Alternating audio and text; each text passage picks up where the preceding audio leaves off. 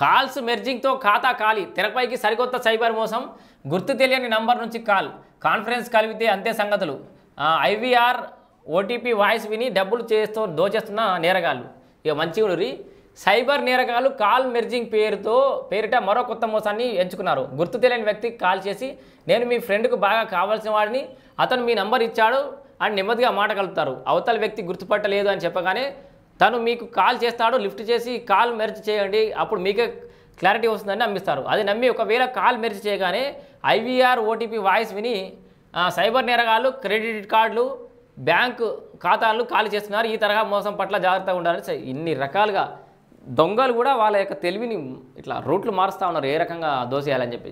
ఇవరకు ఓటీపీలు చెప్తే లింకులు క్లిక్ చేస్తే ఇట్లా రకరకాలుగా పైసలు మోసం జరిగేది కదా. ఇప్పుడు ఏంటంటే ఫస్ట్ ఒక ఫోన్ వస్తుంది, నువ్వు గుర్తుపట్టవు, నేను గుర్తుపడతలేను ఎవరు నువ్వు అంటాం కదా.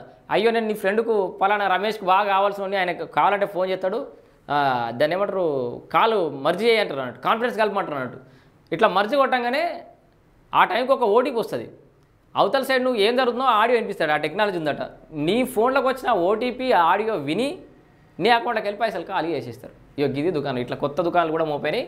సో ఈ తరహా మోసం వల్ల జాగ్రత్తగా ఉండాలి సైబర్ నిపుణులు అంటున్నారు. అన్ని రకాలుగా ఇవాళ ఫోను మన చేతిలో ఫోన్ ఎంత ఘోరమైపోయిందంటే దాంతో అన్ని పనులు అన్ని మోసం పోయేది కూడా దాంతో ఉన్న జీవితం మొత్తం అదే ఫోన్లో అయిపోయింది ఇప్పుడు.